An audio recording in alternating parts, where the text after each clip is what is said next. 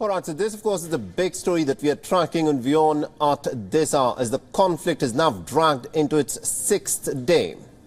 The death toll continues to sharply rise, and at this moment, the death toll has crossed the 2,500 mark.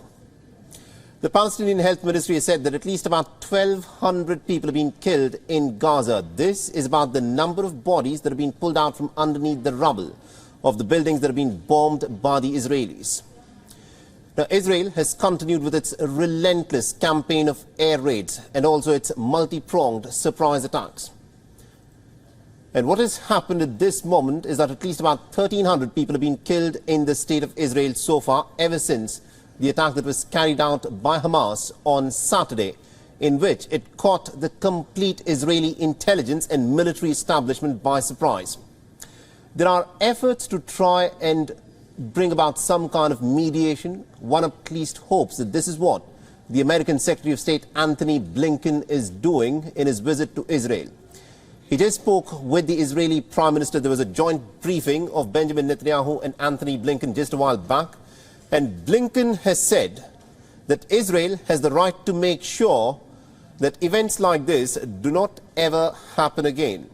Blinken has also said that the United States at this moment is working together with the Israelis, and the United States is aiming to make a more prosperous and a more secure Middle East. But more than that, he went on to state that the state of Israel has, the Americans have got the Israeli back. Listen to what was said there.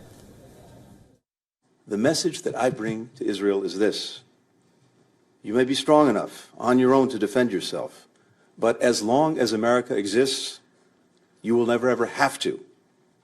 We will always be there by your side. That's the message that President Biden delivered to the Prime Minister from the moment this crisis began. We know Hamas didn't commit its heinous acts with the interests of Palestinian people in mind. We know Hamas does not stand for the future that Palestinians want for themselves and for their children. Hamas has only one agenda: to destroy Israel and to murder Jews. And also the Israeli president has spoken about those who've been abducted. This, he said, includes young children.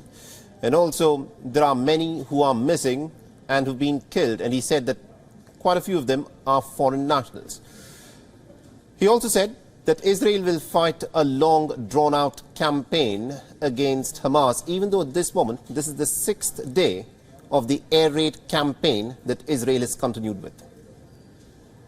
One of my own advisors was mobilized to remove bodies. I spoke to him last night.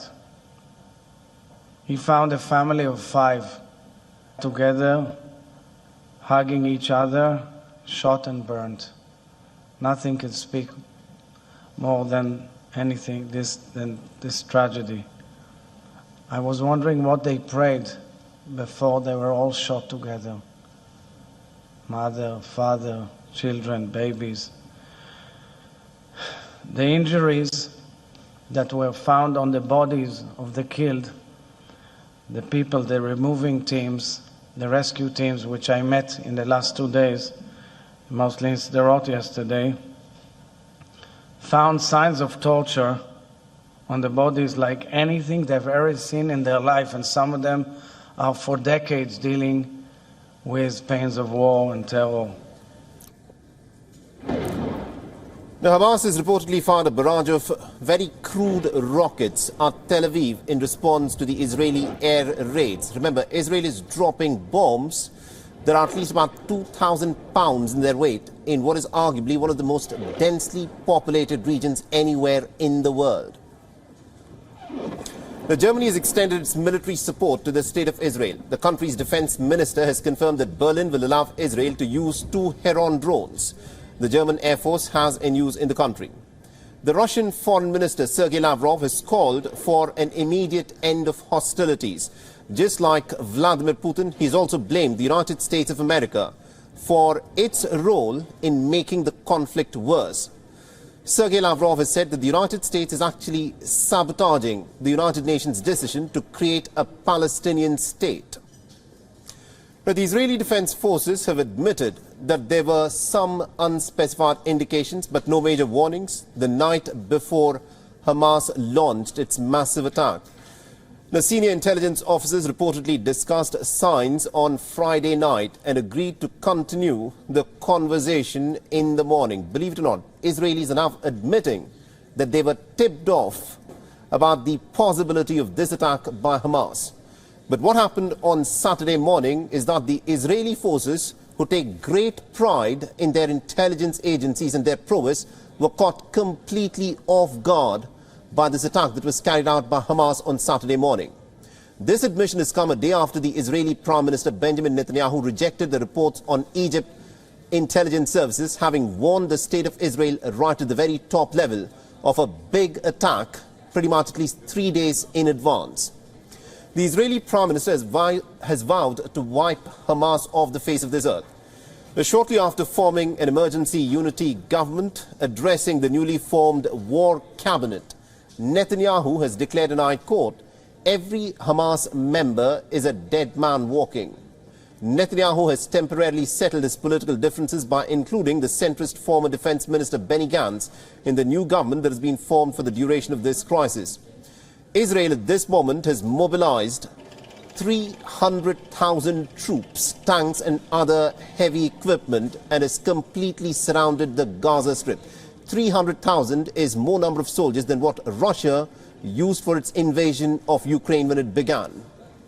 At this moment, the Gaza Strip has been put under a complete blockade. It is more than 72 hours since the Gaza Strip has been cut off from all access to food, water, electricity and medicines. The threat of a multi-frontal war is also looming large, as the state of Israel claims that it has come under some fresh attacks on its northern borders from Hezbollah. The supplies are running extremely low in the Gaza Strip. Power has gone out completely, and only those who have access to some fuel and generators are able to, at this moment, have their lights on. All of this is, of course, impacting the hospitals and the medical facilities in the region, and it is being said that even the hospitals will run out of complete fuel and medicines unless there is an urgent manner in which some aid is brought in for the people of Gaza. What situation in Gaza looks at this moment is that the people of Gaza, the 2.3 million civilians there, are staring at a humanitarian disaster. On the other hand, the American President Joe Biden has made his first call for restraint over Israel's response to the Hamas attacks. He has urged the state of Israel to abide by the rules of war, even as more arms and ammunition supplies from Washington continue to pour into the state of Israel. The United States has confirmed that at least about 22 American citizens have been killed in this conflict so far.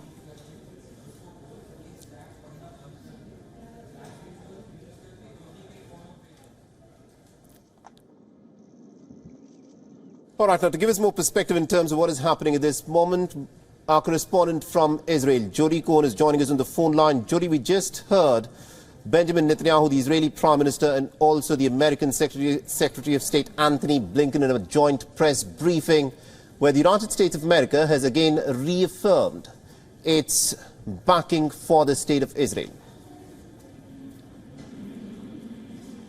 Hi, Mohammed. Yes, so we heard Prime Minister Netanyahu addressing first and then Secretary of State Blinken afterwards. So Netanyahu talked about a hurting nation, a fighting nation, and a nation determined to defeat the forces of evil. And he said that no leader should meet with Hamas, and any country that harbors Hamas should be sanctioned. Now, Anthony Blinken talks about the horrors that have been facing the Israelis, with particularly the attacks from Hamas on Saturday, with 1,200 Israeli civilians being killed. He also talked about the bipartisan support in America for Israel and said that there can be no justification for these atrocities and that anyone who wants peace and justice must condemn Hamas. He said that Israel has a right and, in fact, an obligation to defend itself. And he also talked about the importance of doing everything to protect civilian lives. Thank you very much indeed, Jody Cohen, for joining us from the state of Israel and getting us those details there. But also to give us more perspective in terms of what is happening at this moment in this conflict between Israel and the Palestinian people effectively. and also what the role of the Americans here is. We're being joined by Mr. Omar Barghouti, who's a prominent Palestinian human rights activist and also a co-founder of the Boycott, Divestment and Sanctions Movement, who's joining us live in this broadcast. Now, Mr. Barghouti, we just heard from the American Secretary of State stating that Israel has the complete backing of the United States of America. Now, as things stand, this is the 6th day of fighting, and this moment, the situation in Palestine, the Gaza Strip, we're given to understand, is extremely dire. What do you make of the American Secretary of State Anthony Blinken's statements there? Can the United States do more in bringing about peace in the region? Yes, thank you for having me. Indeed, the United States can do a lot more to bring about a just peace in the region by ending its enormous complicity in Israel's crimes against Palestinians. Since Israel's regime of settler colonialism and apartheid came into existence 75 years ago, the United States has been supporting this regime with billions and billions of dollars, with weapons, and with vetoes at the United Nations. So when Blinken says we want peace with justice, well, you cannot be serious about achieving peace with justice while funding this horrific army with such weaponry and military aid and hope to achieve justice. Justice can only be achieved when international law is respected by everyone, when we dismantle apartheid and achieve equal rights for everyone. Now, at this moment, the blockade of Gaza, where Gaza has been cut off from supplies of food, medicines and water, has now gone on for more than 72 hours. And the statement that we are hearing from the Americans is that they are sending in more weapons, which is being handed to the Israelis, to be used on the Gaza Strip. What is the American interest here in arming Israel to carry out what is being condemned by many human rights activists as effectively war crimes? Because a lot of people in Gaza at this moment, there are 2.3 million civilians who've got nothing to do with this fighting, who've been caught in this mindless violence. Well, it's not entirely mindless violence. Let's really, before I answer the question about what's happening with Palestinians, and they're facing conditions of genocide. Some international law experts have begun to discuss Israel committing acts of genocide with a clear intent to do so. But before we discuss even that, let's step back. Violence is only a byproduct of oppression. As someone who's working in the BDS movement like myself, a peaceful movement that calls for ending occupation, ending apartheid, the right of Palestinian refugees to return, I desire to see an end to all violence, whether by the oppressor or by the oppressed. But in order to do that, we've got to see an end to oppression, because violence is a product of oppression. Now, you mentioned the situation in Gaza. There is no interest for anyone to keep 2.3 million imprisoned in this open-air prison with cutting off supplies, food, water, electricity, medicine, and so on, except someone who wants to see people dying, a slow death or a fast death.